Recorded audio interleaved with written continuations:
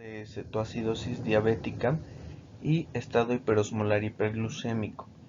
Titulé esta presentación de la bioquímica de la sala de urgencias para entender la importancia de los principios bioquímicos en la comprensión tanto de la fisiopatología como de la evolución y tratamiento de los pacientes que llegan con esta complicación aguda de la diabetes.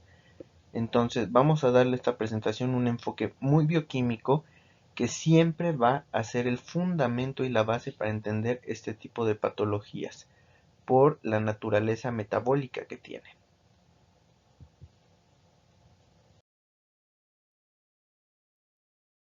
Primero que nada, es innegable que la cantidad de casos de diabetes mellitus en la población ha aumentado y por tanto la cantidad de pacientes con complicaciones agudas de este padecimiento también va aumentando. Vemos en esta imagen, en esta gráfica, cómo ha ido evolucionando la cantidad de pacientes hospitalizados por cetoacidosis diabética. Vemos cómo de 1988 a 2009 el número de casos incluso llega casi a duplicarse. Esto realmente es preocupante por la cantidad de casos de diabetes que se presentan en población y también la cantidad de pacientes que llevan un mal control o que presentan una patología subyacente que condicione el estado de cetoacidosis. Por otro lado, también es cierto que la mortalidad por complicación hiperglicémica ha ido disminuyendo. Vemos como también de 1980 a 2009 la cantidad de muertes tanto de edad ajustada como mortalidad total ha ido disminuyendo conforme van pasando los años. Eso significa que vamos sabiendo mejor cómo tratar estas enfermedades. Entendiendo la bioquímica, los principios de la cetoacidosis y el estado hiperosmolar, entenderemos cómo abordar estos pacientes. Y primero estudiaremos la respuesta a la hiperglucemia. Cuando un paciente tiene hiperglucemia, sabemos que a nivel pancreático, por medio de receptores de tipo GLUT2, las células beta pancreáticas detectan estos niveles elevados de glucosa y empiezan a producir insulina. Esta insulina actúa tanto a nivel hepático, disminuyendo la producción de glucosa por medio ya sea de glucogenólisis o gluconeogénesis, además de aumentar a nivel periférico la sensibilidad a insulina por medio de la expresión de los receptores GLUT4 y disminuye la producción de glucagón a nivel de las células alfa pancreáticas. Estas tres respuestas a nivel de metabolismo de los carbohidratos son lo que justifican la respuesta del cuerpo fisiológica a la hiperglucemia. Entonces, esto nos lleva a una pregunta. ¿Por qué el estado hiperosmolar tiene mayores niveles de glucosa que la cetoacidosis diabética? Aquí hay dos posibles respuestas, no es bien sabido, sin embargo se tienen estos conceptos como posibles eh, respuestas a esta pregunta. La primera es que el paciente con cetoacidosis por lo general tiene un cuadro de dolor abdominal. Vamos a ver que esto depende mucho del estado metabólico del paciente, además de náusea y vómito. Por lo tanto, acude generalmente antes al servicio de urgencias, a diferencia de un paciente con estado hiperosmolar hiperglucémico.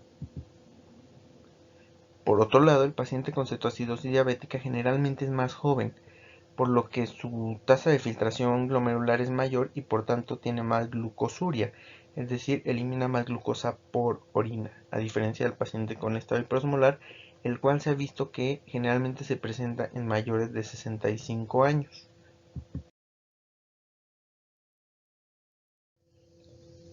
Hace dos diapositivas vimos cuál era la respuesta normal del paciente con hiperglicemia. Ahora vamos a ver qué es lo que pasa cuando no hay esa insulina.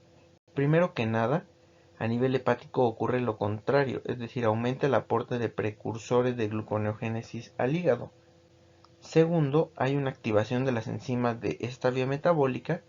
Y tercero, aumenta la producción de glucagón. Entre más deficiencia de insulina haya, mayor es la producción de glucagón. Y eso nos lleva a que definir cuál es la importancia del glucagón.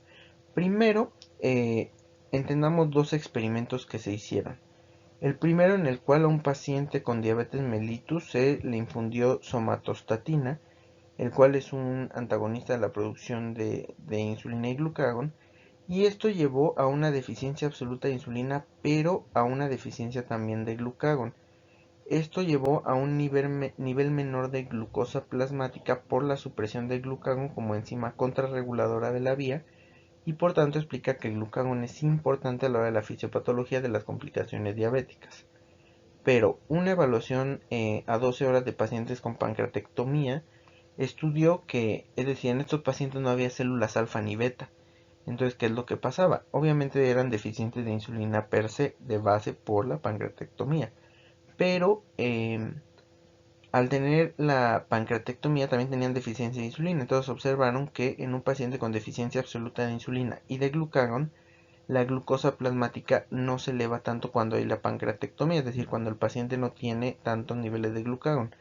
Entonces, esto nos lleva a que el glucagón es una hormona importante como contrarreguladora en la producción de glucosa plasmática y también de cuerpos cetónicos. El glucagón aumenta la producción de cuerpos cetónicos hasta 4 veces comparado a pacientes que no producen glucagón. Este glucagón, que es una hormona muy importante de las células alfa, además de las funciones que veíamos a nivel de vía de activación de vías que producen glucosa, también activa la carnitin palmitoyltransferasa, la cual ayuda a que haya un mayor aporte de acilcoenzima A la mitocondria, aumentando la beta oxidación, y esto hace que el ciclo de Krebs se sature, aumenta la producción de acetilcoenzima A, y esto lleva a la producción de cuerpos cetónicos. Esta es la fisiopatología de base de la cetoacidosis diabética. Estos cuerpos cetónicos son tres generalmente. El primero de ellos y más importante como factor de acidemia, el acetoacetato, y sus factores de descomposición, el beta-hidroxibutirato y la acetona. ¿Por qué en el estado hiperosmolar no se producen cuerpos cetónicos? Es una pregunta muy importante, básica para entender la fisiopatología de esto. En el estado hiperosmolar hiperglucémico, la sensibilidad a la insulina es diferente en lípidos y carbohidratos, es decir, con que haya un poco de insulina, las vías de producción de cuerpos cetónicos se llegan a suprimir o a disminuir. Es decir, la concentración de insulina para inhibir la lipólisis es 10 veces menor que la necesaria para inhibir vías catabólicas. Entonces, ¿qué es lo que pasa con estos factores de cuerpos cetónicos que se producían? Obviamente, entre más producción de acetilcoenzima A por la vía del glucagón y aumento de la beta-oxidación, aumenta el nivel de acidemia. Esta severidad de la acidemia depende de cuatro factores. Primero, la duración del estado. Segundo, cómo el organismo metaboliza estos cetoácidos, cómo los depura, y cuatro, en dónde se distribuyen. La osmolaridad del plasma y del sodio. Todo esto que llevaba una deficiencia de insulina con o sin activación en mayor o menor medida de glucagón va a llevar a una alteración metabólica. Primero, la hiperglucemia per se aumenta la osmolaridad, como en el estado hiperosmolar hiperglucémico, en el cual la osmolaridad aumenta mucho. Esto lleva salida de líquido al espacio extracelular, lo que provoca hiponatremia. Otro de los factores que condicionan hiponatremia es la diuresis osmótica, la cual también lleva a hipocalemia, y la alteración en la ingesta o vómitos que llevan a hiponatremia e hipocalemia. Todo esto define de que se ha visto por convención que hay que corregir el sodio, es decir, es una falsa hiponatremia o un falso desequilibrio hidroelectrolítico por todos estos factores involucrados. Se dice que hay que corregir 1.6 mil equivalentes por litro por cada 100 miligramos de glucosa por encima de 180 miligramos de decilitro. Es decir, si tenemos un paciente con 280 de glucosa y que tiene 133.8, al corregirlo, vamos a tener que sumar ese 133.8 1.6, porque hay 100 miligramos por decilitro por encima del 180. Y eso nos lleva a que tal vez se sobreestima el desequilibrio hidroelectrolítico del paciente con cetoacidosis o estrés hiperosmolar. Sin embargo, es importante saber que estos pacientes per se van a tener alteraciones hidroelectrolíticas metabólicas casi siempre o más bien siempre.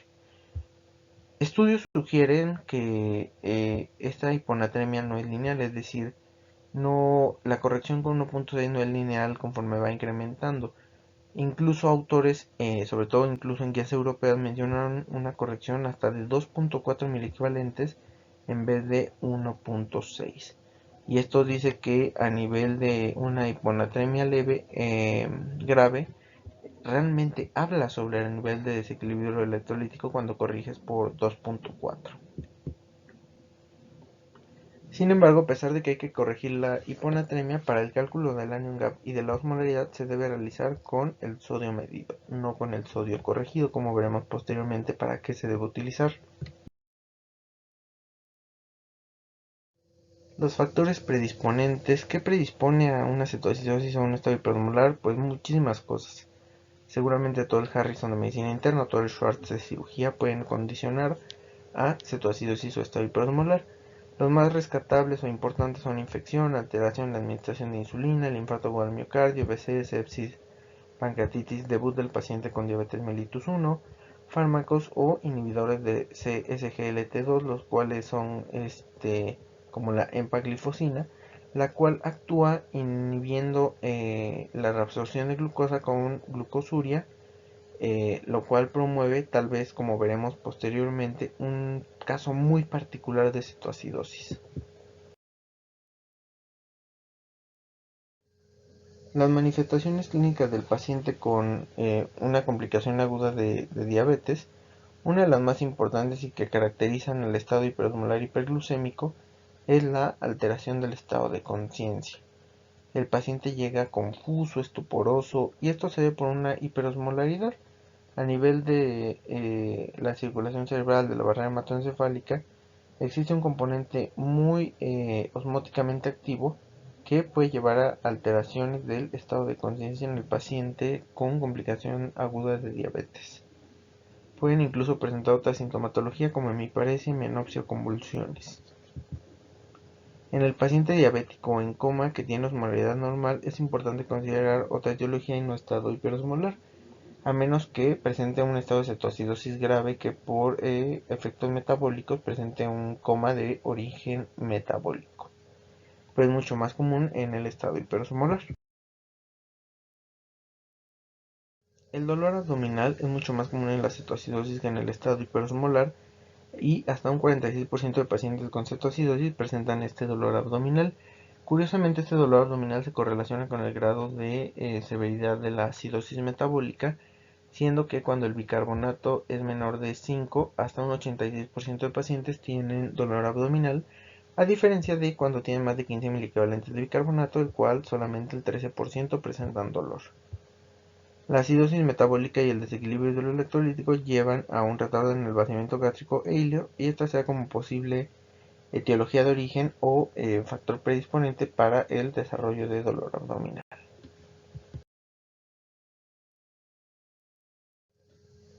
Y otra característica común que es la respiración de Kussmaul, la cual se ve comúnmente en la cetoacidosis metabólica, cetoacidosis diabética, en la cual por efecto de compensación se intenta retener CO2, y por tanto se hace esta curva de respiraciones profundas y rápidas, como vemos en esta imagen de este paciente con respiración de Kussmaul. No es un signo patognomónico, pero es un signo de bastante utilidad clínica y bastante vistoso a la exploración física. ¿Qué laboratorio debo solicitar en el paciente que ingresa a la sala de urgencias con cetoacidosis? Primero, la biometría hemática, obviamente una química sanguínea de 3, electrolitos séricos, examen general de orina, cálculo de la osmolaridad plasmática, cetonas en suero si estas están presentes en el examen general de orina, una gasometría arterial en el caso de que sospechemos que el diagnóstico se va a basar en una cetoacidosis, y el cálculo del anion gap, el cual es muy importante a la hora de clasificar al paciente, como veremos posteriormente.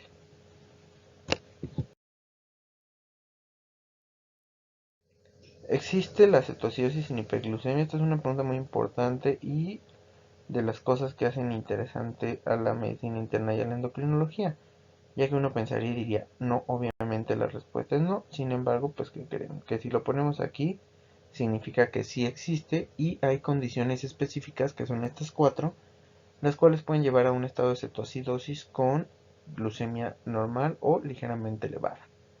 Primero, pacientes con intolerancia a la vía oral, los cuales llegan a desarrollar una deficiencia de insulina, ya sea por administración o por alguna causa secundaria, que no pueden comer y por tanto no elevan los niveles de glucosa, queman reservas hasta que llegan a presentar cetoacidosis, es decir, el desequilibrio bioquímico, pero sin la hiperglucemia. Segundo, pacientes que se administran insulina antes de llegar a la sala de urgencias, los cuales por decisión propia deciden bajar los niveles de glucosa sin considerar que no van a revertir el estado de cetoacidosis. Tercero, pacientes embarazadas por hemodilución. Y cuarto, pacientes con deficiencia absoluta de insulina que toman inhibidores de SGLT2. Recuerden que este fármaco es glucosúrico y por tanto puede existir deficiencia de insulina, pero sin una glucosa tan elevada en plasma. Las cetonas primero se miden en orina. En el examen general de orina siempre casi tiene este rubro, en el cual se puede hacer el test de nitroprusiato, el cual consiste en medir acetona o acetoacetato de manera cualitativa, y se toma en este tubo de ensayo y si pinta de color morado se considera una prueba positiva y se tienen que medir las cetonas en suero. Se puede repetir el test de nitroprusiato en suero, otra vez observando lo mismo y confirmando la presencia de cetonas en suero, o la medición más exacta del beta-hidroxibutirato como uno de los pocos aniones medibles en plasma, y el cual confirma la cetonemia a expensas del acetoacetato y el beta-hidroxibutirato, aunque el beta-hidroxibutirato pues es el único medible. La clasificación, vamos a ver que es interesante, ya que depende no tanto de los niveles de glucosa para definir si una cetoacidosis es leve, moderada o severa, sino más bien la gasometría. Vemos como el pH va cambiando en la leve de 7.25 a 7.30, en la moderada de 7 a 7.24 y en la severa de menos de 7, y el bicarbonato en la leve de 15 a 18, en la moderada de 10 a menos 15 y la severa menor de 10. Estos son los factores principales, además de clínicamente, por ejemplo, la alteración del estado de conciencia, aunque obviamente es mucho más fidedigno un factor gasométrico. El tratamiento. Para el tratamiento se deben definir metas y qué es lo que debo esperar o hacer con mi paciente con cetoacidosis o estado hiperosmolar. Primero dividimos esto en dos. ¿Qué es lo que yo quiero tratar? Por un lado tengo el estado hidroelectrolítico de mi paciente y por otro el estado glucémico. Ojo, debe ser prioridad primero corregir esto. Fluidos y electrolitos, corregir la hipovolemia, hiperosmolaridad, acidosis metabólica, hipocalemia. Se dice que hasta un paciente con estado hiperosmolar hiperglucémico llega a tener una deficiencia de 10 litros en plasma. Esto es muy importante. Entonces primero corrijo esto y después la insulina. Obviamente puedo corregir los dos al mismo tiempo, pero siempre tomando ciertas consideraciones, las cuales vamos a ver. Primero, la reposición de líquidos se dice que se utilizan para expandir el volumen extracelular, y esta pura expansión del volumen extracelular va a ayudar primero a estabilizar el estado cardiovascular, además de que mejora la perfusión y aumenta la sensibilidad a la insulina a nivel plasmático. Se dice que incluso puede disminuir hasta 50 o 70 miligramos por decilitro la pura reposición de volumen.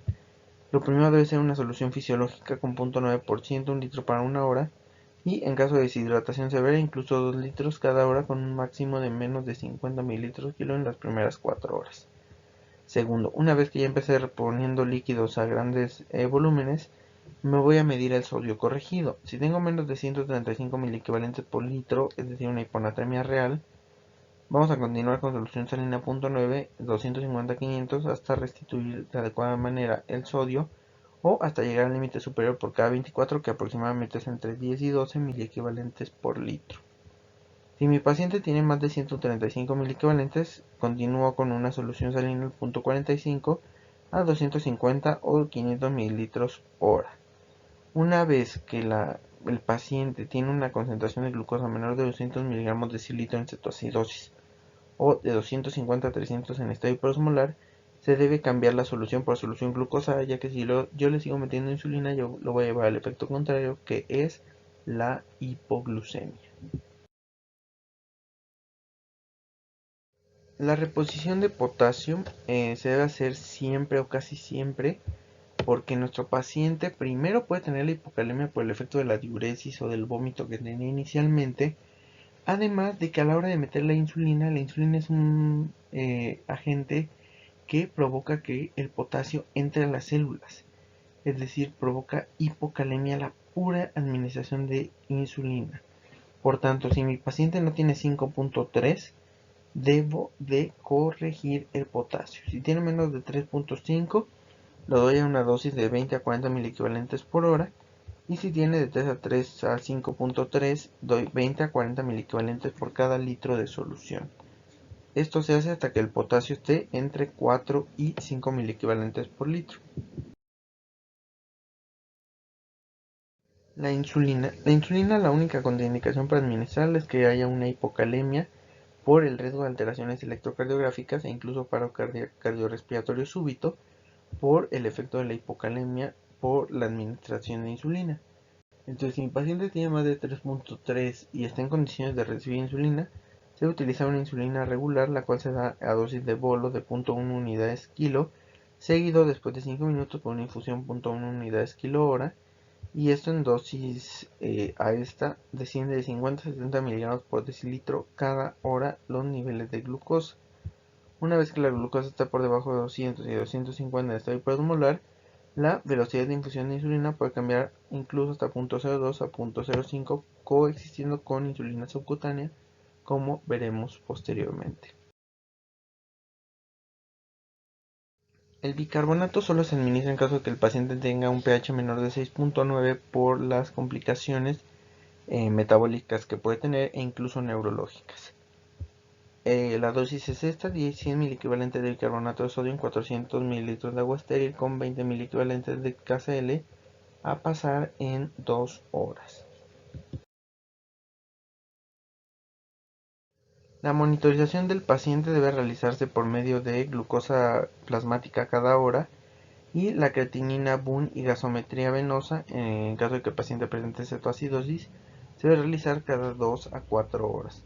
La resolución del paciente con cetoacidosis o estado hiposmolar se evalúa con la valoración de una gasometría normal, que el paciente no tenga alteración del estado de conciencia con una normosmolaridad y que el paciente esté tolerando la vía oral, lo cual va a permitir a la larga poder seguir con la infusión de insulina a punto 0.02 o 0.05 junto con insulina subcutánea 0.5 a 0.8 unidades kilo día, esto a dosis bajas y siempre teniendo cuidado a la hora de meter insulina al paciente, ya que puede caer en hipoglucemia. Complicaciones, las más comunes generalmente son provocadas por el médico, que son hipoglucemia y hipocalemia, aunque también se pueden presentar algunas como el edema cerebral, el cual es mucho más común en niños, aumenta la mortalidad hasta en un 20 y 40% y generalmente es difícil de diagnosticar inicialmente porque el paciente refiere cefalea. Y es hasta que presenta datos de focalización o de hipertensión endocrinal, donde el paciente es valorado por un posible edema cerebral. La otra complicación es un edema pulmonar no cardiogénico por efecto de disminución de la presión coloidosmótica en pacientes en los cuales se utiliza un tratamiento apresurado. Como conclusiones tenemos estas 6. Primero, la cetoacidosis y el estado hiposmolar son complicaciones que han aumentado en frecuencia por la cantidad de casos de diabetes que han ido aumentando, pero también han disminuido en mortalidad. Segundo, el sustrato fisiopatológico aún no es bien comprendido, sin embargo se sabe que el punto de partida es una deficiencia ya sea absoluta en el estado de cetoacidosis o relativa en el estado hiperosmolar de insulina. 3. Las manifestaciones clínicas son un buen indicador para determinar una sospecha clínica entre cetoacidosis y estado hiperosmolar, siempre obviamente confirmado por laboratorios, los cuales nos llevan a la conclusión número 4, son importantes para diagnóstico y monitorización, sin embargo, no deben solicitarse de manera irracional en busca de patologías subyacentes poco probables. Quinto, el tratamiento debe basarse en dos grandes pilares. Primero, la corrección de la alteración hidroelectrolítica, siendo esta mucho más importante. Y segundo, la administración de insulina hasta llegar a la euglicemia.